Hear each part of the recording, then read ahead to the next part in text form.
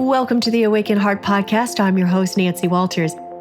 Get ready to create magic and miracles as you lean into your heart's desires. I believe not only does the heart want what it wants, but it knows. This show is a weekly deep dive into what it means to live from an awakened heart. I'll be sharing inspiring stories and real conversations with people just like you, who have turned the ordinary into the extraordinary. My mission is to show you how you too can be connected and heart-centered in every area of your life. Your journey to aligning with more love, more joy, and your wildest dreams come true starts now. Hello, everyone, and welcome back to the Awaken Heart Podcast. I'm your host, Nancy Walters, and today we're going to talk about human behavior. Human behavior is shaped by a complex mix of experiences, perceptions, and subconscious beliefs. We have all had stories we tell ourselves, I know I do, about who we are, what we're capable of, and the limitations we think define us. Often, these stories stem from past challenges, failures, or even societal expectations, and they can keep us stuck in cycles of self-doubt and fear. But what if we could shift the way we see those experiences? What if our struggles weren't roadblocks, but actually signposts pointing us towards growth and transformation? That's exactly what today's guest, Carly Pepin, specializes in, helping people break free from limiting narratives and see their challenges in a new light. Carly believes that no matter our background or circumstances, we all have the power to reframe our struggles and turn them into opportunities for personal and professional evolution. Instead of living life based on obligation or fear, she teaches how to live with intention, purpose, and clarity. Carly and I explore how reframing stressful situations can lead to profound personal and professional development. She shares powerful insights on self-reflection, gratitude, and how embracing our perceived flaws can unlock a more fulfilling and purpose-driven life. I am excited for you to hear her insights because they may just change the way you view your own challenges. Get ready for a thought-provoking discussion that will inspire you to see your challenges in a whole new light. Let's dive in.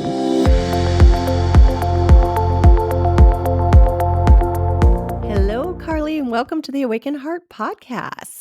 Yeah, thank you for having me, Nancy.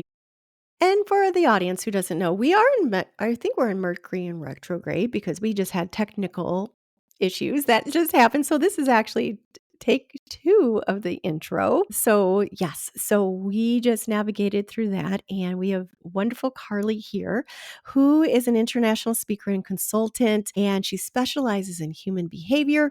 We're going to talk a lot about how people can uncover deeper issues that hinder their personal growth.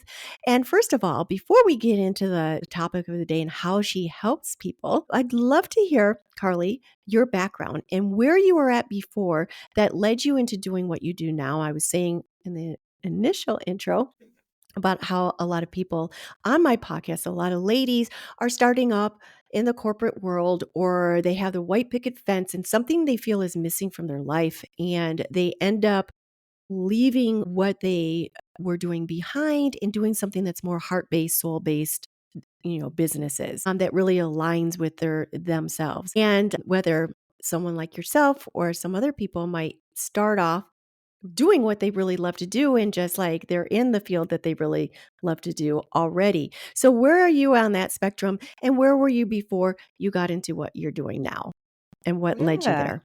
Okay. yeah, that's cool. So interesting enough, I actually really liked what I was doing before too. And it wasn't, yeah, I think just watching my family growing up, I kind of grew up in a family of entrepreneurs and everyone liked their job. So it was normal to have a job that you liked. That was something that I grew up in. It was like, okay, that's normal. That's what you do. You find what you like and then you just get into it.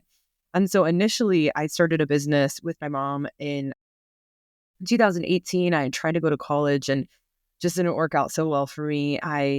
Like I was telling you, I have college classes online that I take now that I'm really thoroughly enjoying. And so, yeah, if it doesn't work out, find the place that you love studying at, because some teachers definitely make it really, really inspiring and interesting. But it worked out really well because I had the opportunity to start my first business And we had it for a few years, and we had a retail store and then also a wholesale business doing skincare. And it was really inspiring. I would say that my gap that I didn't understand back then that I understand now was definitely within marketing, right? Marketing, packaging, branding. And I talk to my husband now and I'm like, I'm totally going to do that again one day because now I know I could sort it out. So it's going to be really fun. I'm definitely going to go back to that one day as well. So yeah, that one didn't work out. Just like I said, it's those gaps that we don't even realize we don't have. And it wasn't the age of you could just Google everything and take an online course. So after that, I wound up working in the fashion industry, which was really inspiring for me. I absolutely loved it. I did some creative direction and also management for a still photographer who was in fashion and advertising. And that was really fun. We had a great time together. So like I said, I really enjoyed that too. But even though I had all these things on the outside that was like inspiring and fulfilling, in the inside, I still felt incomplete. Like something was awry, right? Something was off. And so I thought it was Los Angeles, which, a lot of people blame LA for stuff, but it's definitely not LA. I decided that it was, and I moved to Australia for a year. And when I got there, I was all by myself. All my problems, all the issues, all the distractions were gone. And that was the first time I realized it was coming from within, right? Because everything magnified, everything amplified. And so what I wound up doing was hiring my first coach, which I kind of found, student is ready, teacher appears on accident, thanks universe. And after that, we started shortly working on understanding who I was, what my purpose was, and just start integrating that on a daily basis. And that alone changed my life, like tremendously. So as a result, I decided after that, I really wanted to get into the coaching consulting industry. And that's where it began. So that's where it began in regards to just getting certified, understanding how to, begin this work. And ever since then, it's been almost 13 years now that since I've been coaching, I've just been studying and refining to a greater degree. And I've gone from just working one-on-one with individuals to doing one-on-one and also now doing the business consulting because I love business with a purpose. Again, I grew up with it and I see the difference with people who are actually engaged in business with a purpose versus people who aren't. So yeah, it's like sort of love to help people with now. I love that you love what you do. Yes. Yeah. So you emphasize that everyone faces personal and professional challenges rooted in their perceived flaws. I mean, we all have perceived flaws, and a lot of them don't end up being true. I mean, we just have to overcome them. Why do you think it's so common for people to let these stories define them? Yeah, well, this is where we have comparisons to the outside world, which often we don't even have data for. Like I was talking to a client the other day and they were comparing themselves to someone online who was marketing their business and products and services. And they were saying, I made $100,000 this month, right? And I'm like, and they're like, when am I ever going to get to that? This and that, da da da da. And it's like, okay, let's just cut it, because this is the interesting dynamic too. Because I'd love to share this with you guys so that when you're reading these posts, like read them a little bit more carefully. Because even with this, in that moment, she's comparing herself to a person who's now set up an unrealistic expectation. This person works with one-on-one clients, right? And if you went on their website, which we did all during the session, just to like take this thing off a pedestal and get this perception out, we go on the website and packages are about 6 to 12 months. So if you pulled in $100,000 and you only have one-on-one services, I know that $100,000 isn't actually what you made for the month. That $100,000 is packages that was sold for 6 to 12 months. And it could be like 3 packages you sold. But let's make this clear. If you're a consultant, you don't get that money right away. You put it in a savings account and you don't pay yourself until you take that session. That's not just for you, but that's also for your client. So a lot of people who are posting stuff, they're shifting and changing to make it sound a different way. So you basically come and sign up for their products and you sit over there without enough data and compare yourself. And it's like, what's wrong with me? What's wrong with me? Right. And there are ones who are genuinely making the income. You can usually tell the difference, right? Just again, read between the lines and kind of like get through the fluff. But that second that we look at it and we say, I'm not good enough because I can't do that. Right. That's when we start to put ourselves down. That's when that perceived flaw comes in. And the reality is this person, let's say there is one who's actually doing well, right? Someone who's actually doing well out there in the online marketing space, in the internet world. If she's comparing herself to that person and they're genuinely doing well, let's find out where you have that same component within you, right? The same component. So for example, if they're great at marketing, right? And she says, "Oh, just wish I was that good at marketing so I can create income." And it's funny, I did this with a separate client that was admiring someone who was amazing at online marketing. When we found out her unique form, we found that she was amazing at in-person marketing. Amazing. That is just where she is gold, right? So here she's comparing herself, putting herself down because she has this perceived flaw in online marketing. And in that moment, she discounts how amazing she is at in-person marketing. And I was like, why are you even focusing on that? I was like, go speak. You like speaking? And she's like, I love speaking. And I was like, go speak. Get out there. Can you book stuff now? And she's like, I can book stuff now. And that's what's getting her business going. That's what's getting it to spiral. It's not to say that she can't do the online marketing stuff one day, but you don't need to sit there and beat yourself up and hold yourself back from starting a business when you already have genius and mastery elsewhere. Mm-hmm. So our perceptions get shifted and we perceive we have those flaws when we see something in someone else, except not realizing that we have that same thing, but in our own unique form. And when we discover that, we give ourselves permission to just move forward authentically in our version. And sometimes we'll just drop those things that we thought we needed because we're like, it's not actually what I want. I like what I have. And you do see that a lot in social media. We're like, oh, you just do blah, blah, blah, blah, blah, and I'm making $100,000. And you Not start how your it own works. business. It's like, It's what am I definitely doing not how it wrong? works. Yeah. Yeah.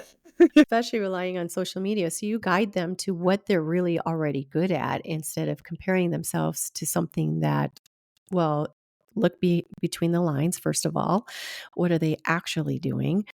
And just whatever they're presenting to themselves. Did you see that thumbs up? I have no idea what Yeah. that means. I have no idea. It's Mercury. just automatic. I didn't Our do it. technology today. Yes. So in your experience, what is the first step? Well, of course, it's what you were just said about identifying what they're really good at.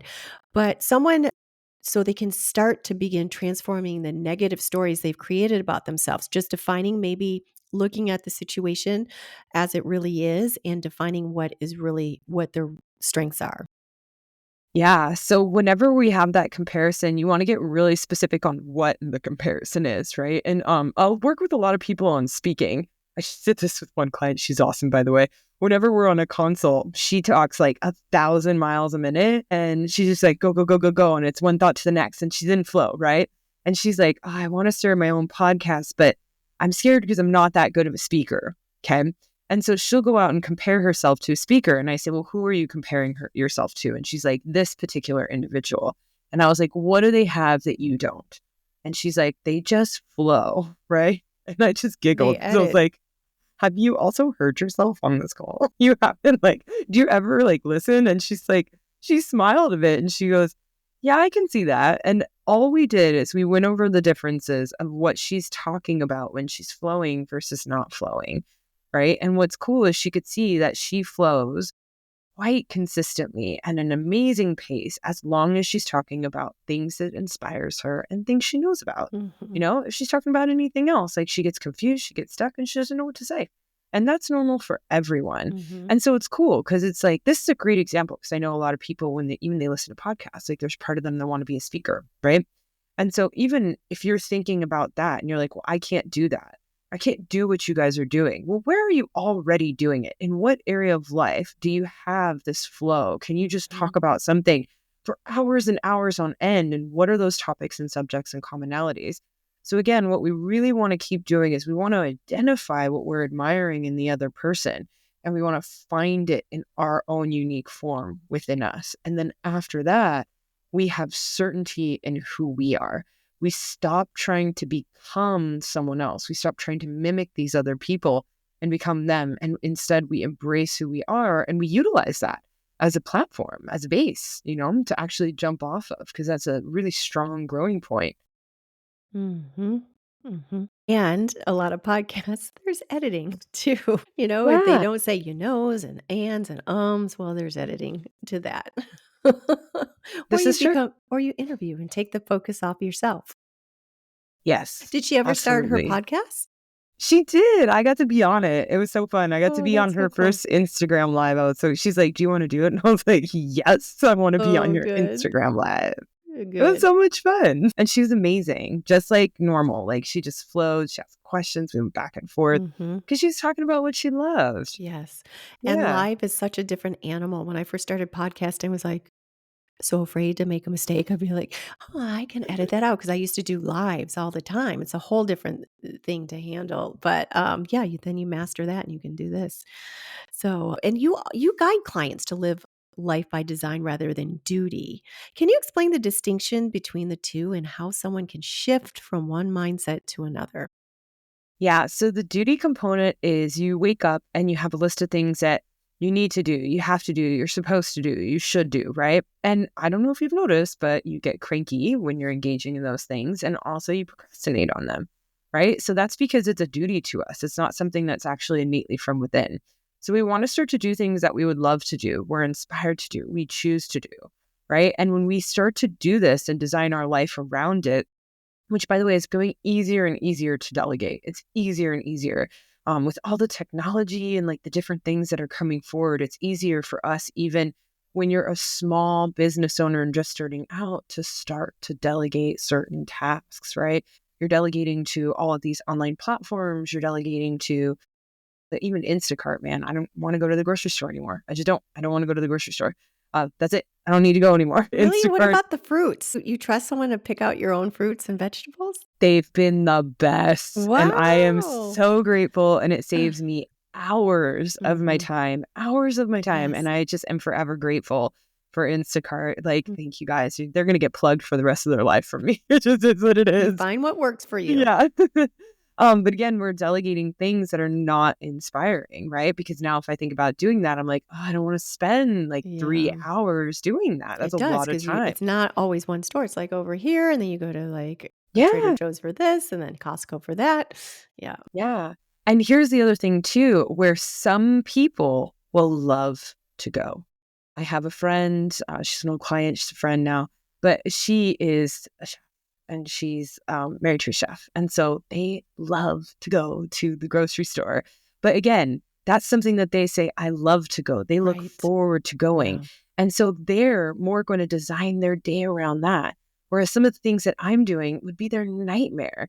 And so it's like, that's the stuff they're going to delegate. This is where it's really about knowing yourself and listening to that language. Because if you say, I would love to do that, it's like, those are the things you want to invest your day in.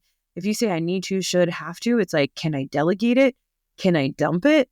Right? If you can't delegate it and you can't dump it, then, which some things are, quite urgent and it's just something that is like necessary to get done. Right? Like eventually some certain things in my home that I got fixed. So yeah, so certain things like, and I'm trying to delegate it and it's not working. And I'm like, okay, I think I have to do it. And so if I have to do it, I start to ask myself a different question, right? Is like, how does this actually serve me and what's important to me, right? And I'll just give you guys an example. It's the weirdest thing. I'm having the hardest time finding someone to just help me like fix my patio and like sand it and stain it before the snow comes. I don't know why it's so challenging, but I'm trying so hard. And people keep canceling and not showing up. And I'm like, that's going to get done or that's going to get ruined. So I asked myself the question, how does that actually serve me to do it? And I was like, okay, well, you can listen to a podcast. You'll be outside. You get some sun. And I keep asking those questions over and over again until all of a sudden I'm like, okay, now I want to do it, right? I go from I have to I want to. And I use that as a small example because, again, sometimes there's things where, well, technically I don't have to do it, but I care about my house and resale value, so I'm going to do it. Sometimes there's things where it's like we're struggling delegating it. There might be challenges that come up and we can't dump it. And it's so like, how do we ask those questions on how it actually serves what's important to us so that we can get those things done, right? Because if it's a should, have to, need to, you're going to procrastinate, you're going to hesitate, you're going to avoid it. You're going to avoid it like crazy. But things that you love, those are the things that's actually your life by design. And it's really important too, because we want to make sure that every day our life is basically structured around that, right? So if you look at your life and what's important to you, how can you structure everything around that life by design, all the things that you love? And it's cool. This winds up not being that hard because you can look at your goals, your short-term and long-term goals, and you can break them down into so many steps, no matter what they are. They could be professional or personal. But if you break them down into so many steps that they become so digestible that every day you say, I can wake up and take little action steps towards this daily, all of a sudden your life is like, you wake up and you're like, wow, I'm working towards all the things that are really important to me. And my day is full of that. And that becomes really inspiring. And you feel different when you wake up and you know you get to do all these things. It feels completely different than when you wake up and you're like, I have to, I should, I need to. Yes. So that's how someone can recognize when they're merely functioning out of duty rather than living a life aligned with their core purpose. So you wake up, you're excited to get into your work and dive into your life instead of like, oh my God. So it's Yes. recognizing that feeling like, and then that you start procrastinating when it's not aligned. And I think everyone wants to be able to leap out of bed. I think everyone at some point has experienced like, oh my God, I got to face the Yeah. day, and the weekend comes. They're like, yeah, thanks God, it's the weekend. So, Yeah. Instead yeah. of thank God it's Monday. Yeah. Yeah. Yeah. Yay. I think everyone is aspiring to that. And it looks like you're in that position doing something that you love. Like it lights you up. You're lighting up right now, talking about what you're doing. And you're an international speaker and consultant. So you've worked with a diverse range of people. Are there any universal behaviors or patterns you've observed across different cultures or backgrounds that hold people back from reaching their potential? Yeah, so it's our judgments, all these shoulds and shouldn'ts, right? And it's interesting because I was working with a woman in India and she had shoulds and shouldn'ts on herself based on like the Western world. She was comparing herself with women of the Western world, and I need to do this and I should do this and I have to do this, right? As opposed to understanding and honoring her own culture and embracing part of it. You know, she puts that in a pit and she put us on a pedestal. And I was like, well, how does your version serve you? And what are some of the drawbacks of our version? Because our version's like, you're thinking ours is better. And when you go through it, it's actually humbling for us as well to see all the different cultural dynamics that you judge and you think are wrong because, you know, we live in the United States or wherever you live and you're like, well, this is the right way. That's the way that you're used to. But every time I've gotten to go in and I've gotten to see how all these different cultural dynamic works, just because I'm not used to it doesn't mean it actually doesn't work for other people. And what's really fun about it too is some of the things that I've gotten to learn and see in other cultural dynamics that might have been labeled bad or wrong. It's like, actually, this one's pretty inspiring. Like, I don't mind adopting some of this stuff. Mm-hmm. Like, thanks for doing the work with me. You shifted my perception, you know? So it's like all different cultures, we're all comparing ourselves to other cultures, other people, and we're thinking things should look a certain way. And comparison really is a killer because the only way it's meant to be is the way that it actually is, the way that you've created it present day. And if you can see how that's perfect for you, what's funny is in that state, you can actually have the opportunity to transform it if you choose to. You won't always choose to transform it after you're grateful. Sometimes you're grateful and you're like, I'm good like this. And sometimes you become grateful and you're like, you know what? I still want to do some transformation because I see how changing these components will help me get what I want in the future. So comparison is the Mhm. greatest killer because there's only one you. What works for you? What works for Yes. me? Hmm. Yeah. Yes. So it sounds like those are some common misconceptions. And so, what are some misconceptions people have about personal growth and self development? And how do you address these in your work? Yeah. So some big misperceptions about personal development is you're going to go in and you're fix something and change something. Right. So I remember one individual who I used to be friends with, but she just was dedicated to getting rid of her anger. 100% dedicated. And she spent a lot of time and energy trying to get rid of it, and she could never get rid of it, you know? And she would be frustrated because, you know, we were friends for a while. We were really close. So, you know, you get in fights with your friends. It just is what it is. You're Yeah. going to irritate each other when you Go on spend that vacation much with them. time You'll together. definitely, yeah, you go on vacation with them, you're definitely going to get in a fight. Totally. They're like family. Like these are like, she was like a family friend to me. So I was like, I can't expect to not fight with you like a sister sometimes, girl. I was like, you're my family. But there was such a dynamic and holding on to needing to get rid of anger. She couldn't do it. She just couldn't do it. And so here's the cool thing, guys. Like, we're not supposed to get rid of parts of ourselves, right? And this is a great example. I was on a walk the other day. This is most likely not going to happen anymore. This is the third time my dog has been attacked by this specific dog when I've been walking. The third Jeez. time. And this third time, the first time, it was nice but stern. Mhm. The second time, the owner wasn't even there. It was just like running loose. And the third time, I flipped. I flipped. If I would someone too. It's had your me on, baby. yeah, if someone had me on video, I was that girl screaming in the middle of like the street, like trying to get this dog off my dog. It was crazy. Mm-hmm. And so if you had a recording of me, like I could totally, like if anyone recorded it, I'm a meme. I'm totally a meme, guys. It's possible. Like I'm someone's making fun of. That's how upset I got. But the crazy thing is when I ran into again, it's never going to happen again. So 3 times that there's been violence where I've had to try to push like a violent dog off this dog, which also could attack me. Right. And this is really quite dangerous. And so if I hadn't gotten that angry, he would not have actually put it and put it to a stop. Right. Then he took it seriously. That's when he took it seriously. And so it's interesting. You think you're supposed to get rid of these parts of yourself, but they're there for a reason. Because I wasn't that frustrated in the first time, he was like, well, it's not that big of a deal. Like, it's totally fine. Right. And literally, like, that's kind of how he acted. It was not that big of a deal. And honestly, it is a big deal. So this is why we don't want to get rid of parts of ourselves, but we want to see the purpose they serve. And the only reason we go into personal development to get rid of a part of ourselves is because there's 2 reasons. We don't like being on the receiving end of it because we can't see how it helped us. And we also don't like giving it to someone else because we can't see how it served them, right? And so even that individual, like he was really taken aback when I got mad, and you could see how uncomfortable he was. If I could feel guilty, however, I don't feel guilty because I see the purpose it served him. If I didn't get that angry, who knows what would have happened? Who knows how far this would have gotten taken with another dog, another person, and that could ruin his whole life. Yeah. He could lose his house. He could lose like people sue over this stuff to a crazy degree. Like he could lose everything. The dog gets put to sleep, and it's like, thank goodness in that moment, I'm getting frustrated enough to stop this in its track. Right. And so that's when we're feeling guilt towards doing it towards someone else, when we're feeling shame.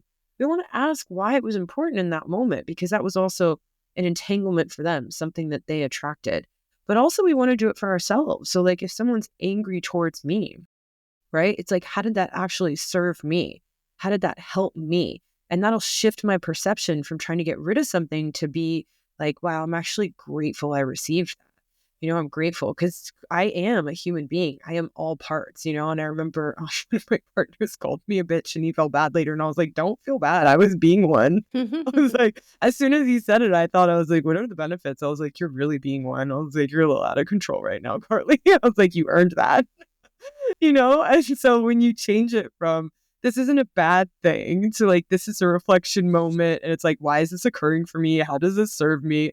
Then also you get to change the dynamic where if someone does that, like it doesn't impact you anymore. It just becomes a life moment. And then the stress goes away, guys. Because I know stresses around all these parts that we're trying to get rid of or trying to avoid can be so intense, and we feel it in our body. And when we get rid of that stress in the body from like fearing these things, guess what? Like all that energy and that tension just releases, just releases. It's like the baggage goes away. So that's why it's so important too. It's not only for our mental health, and it's not only to like help us move forward and be more adaptable and resilient, but also it impacts our physical body, and it's that tension we hold on to. Yeah, it's really important. And a lot of women, we're taught to be nice. We're not supposed to have those kind of feelings, and we got to be perfect, that we've disconnected from those parts of ourselves that aren't so pretty. And we've all got those not so pretty. So it's really looking at it in a different lens, accepting all these parts of ourselves. And you're saying, how did it serve us? How did it serve me to Yeah, be angry? How did it serve me to be sad in this moment? Yeah. And owning absolutely. it. Loving it. And Yeah. this is the funny part too, guys, is the more that I love it, like you see it more from the outside world. Don't get me wrong, you're still going to get criticized, but it's funny because you see it more from the outside world, where even the dynamic of swearing, sometimes I'll swear, sometimes I do, sometimes I don't. But I was at my boxing class the other day, and I said something and I swore, and he looks at me and he goes, the way that you said that was just so cute and elegant. Like it didn't even sound like you were swearing. And I was like, because it doesn't have to be separate from me anymore. And when it doesn't have to be separate from me, it doesn't have to be a big thing. And all of a sudden, the thing that makes you unladylike, someone just commented and was like, you sound so ladylike, right? So I'm just being myself, like being myself. So love that part of you. And then when you're kind of expressing it to the outside world, it's not going to come back with that same degree of challenge. And if it does, what's kind of crazy is sometimes it does. And I realize in those moments, I'm like, you haven't loved this part of yourself yet. So you don't like it in me because you don't like it in you. And I just have empathy. Like I have empathy. I move on and I don't try to fix them or change them, but I'm like, I just have empathy. And I'm like, okay, sorry you feel that way. Yeah, thanks for the feedback. Good luck. Want to give you a hug. Or you get into that boxing ring. So you box?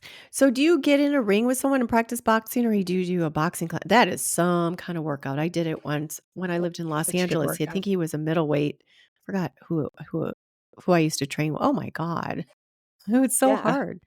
It's Yeah. really hard. It's really fun. So we do practice on the bag. And today, like our teacher brought us in and we kind of did some exercises and stuff. I've Mhm. never fully sparred before. Mhm.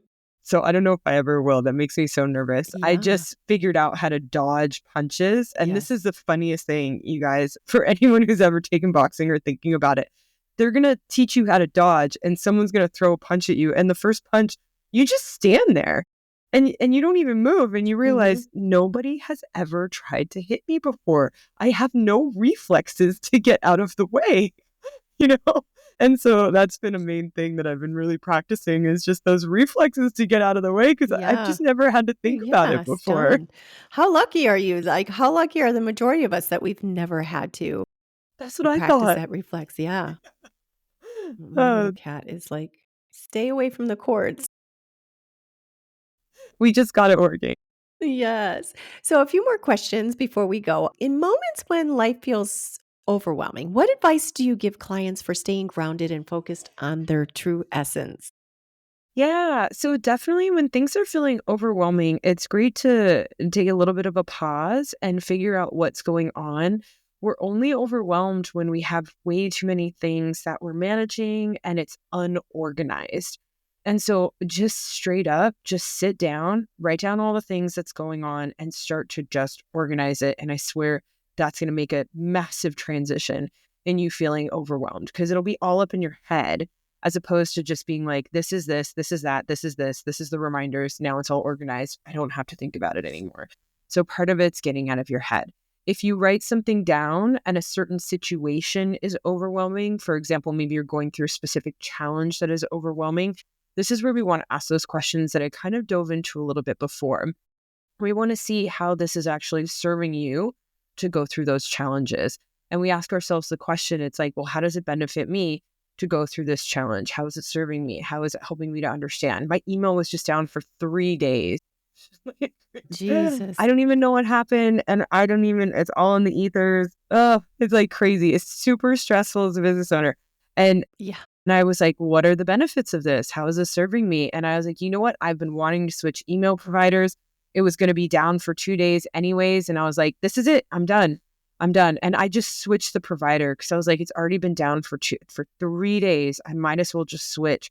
And if it's down for another, sometimes they give you a warning. It could be 24 to 48 hours. Mhm. It's not a big deal anymore. And beautifully enough, they got it fixed really quickly. And so it's like back up and running. But that's one of the things. It's like, okay, this was really challenging. It very much stressed me out. But how did it serve me? It actually got Mhm. me to take action on something that I had been putting aside. I made it a bigger deal in my head than it actually was because I don't understand tech much. It's just me. It's just me. So I made a big deal out of it. So we want to ask ourselves those questions and how it actually serves us, how it helps us, how it's helping us to get to the other side to go through these challenges. And then it's all of a sudden not something that sucks anymore. Now it's a gift. Now Mhm. it's helped me in my business and it's going to help me to grow and it got me more organized. I think it's going to save me a little bit of money too, which is kind of fun. Mhm. Yeah, which I did not expect. So it's anything that you sit and you look at and you're like, this is a really overwhelming component. You ask yourself how it serves you. And sometimes Mhm. it could even be stuff that's going on with your family and challenges that's going on with your family. A lot of people I work with, that comes up as well. And you look, it's like, how is it serving me right now to have this reaction from my husband, from my wife, from my kids? Like, how does this benefit me? What am I learning? How am I growing? And you keep asking that question until you become grateful, and that'll Mhm. get rid of the overwhelm around a specific situation. And it's like looking at life like, how is life working for me? Or instead of saying, why is this happening? Why is this happening? Why is this happening? Like looking at it with curiosity and knowing that life is working for me, not against me. So you're literally turning, anything that perceived negative into something positive, that it's working for you. So Yeah. for listeners who are just starting to explore the deeper aspects of their behavior, what resources or tools would you recommend to help them along their journey? Definitely those quality questions are huge. So, a couple things. Quality questions, whenever you're struggling with something and you're struggling with these overwhelming feelings, it's challenging, really continuing to ask how this is actually on the way for you, not in the way, but on the way. And the more you ask that question and the more answers you get, the more you're going to be grateful for anything you go through. This works. Anything that you're going through that's hard, this will work. The other dynamic is really pay attention to those shoulds, those have tos, those need tos, right? Because what's interesting is this is going to be according to someone you're comparing yourself to. So this is even like when I get a should in my head, I go, according to who? And then that person pops up and I'm like, man, I am comparing myself to that individual. And that kind of leads us into the next dynamic, because once you find out who you're comparing yourself to, go find it in yourself. See where you're doing the same thing in your own form in a way that's more inspiring to you. Mm, And it's really cool because when you see that, you clear the comparisons, you clear the shoulds, you give yourself permission to live that life that's by design instead of by duty, and you start doing what you love naturally. Like it's a mm, natural transition. mm. Yeah. So really this inner work is about helping you to become more naturally yourself, where it's not something that you have to try every day, but it's something that you actually just do. Like it is what it is. It just becomes a natural thing. Well, I know we're running out of time. I have so many other questions, but let me ask one or two more questions before we have to wrap this up. So, okay. So, first of all, where can people find you and work with you? I saw you have From Fear to Freedom. Is that like a digital course, or is that a coaching package? Or let our audience know how they can find and work with you, and where's the best to get in contact with you? Definitely carlypepin.com, so my website. And yeah, that's actually a digital course. So that's Okay. something that's self-guided, you do by yourself, but it helps you to work on overcoming fears, right? So it's Mhm. super fun. And then if you ever wanted to connect with me for some one-on-one stuff, you could just message me directly on the website. Great. Yeah. Great. And then as you continue your own journey of personal and professional growth, what areas of human behavior are you most excited to explore next? Yeah, I love applying this in other areas of life as well. Like even when we think about business, right? Just I'm really been working more and more with people to help them apply all of these same principles that we apply one-on-one into their businesses, how they can create businesses with purpose, make an impact, find that balance in the internal system. Because, when it's chaotic, just like in our head, it's chaotic in a business. So it's bringing organization structure, but also shifting perceptions, because there's a lot of unrealistic expectations that happens on employees and leaders and all these different dynamics. So it's been really fun to bring it into that area of life. And yeah, I mean, I absolutely love it. I absolutely love it. So it can be brought into so many different arenas. Wonderful. Well, this has been a really awesome conversation. You're helping so many people to just really let go of their perceptions and really they can up-level a business and really live a life by design that they really love. So the last question before we go, what does it mean for you to live with an awakened heart? Gratitude, definitely just being grateful for my life, grateful for what I have, and not wanting to be different, change, have my life be different. So really loving what I created and continuing to move into that. Yeah, Mm. gratitude. Gratitude. Wonderful. Beautiful. Well, thank you, Carly. Appreciate you having you on the Awaken Heart podcast. You have a good rest of your day. Thank you for listening to this week's episode of the Awaken Heart podcast. If you've enjoyed what you've heard today, share it with a friend. And if you haven't already, head on over to your favorite podcast app to subscribe, rate, and review. If you have any comments, questions, or feedback, you can reach me at theawakenheartpodcast.com.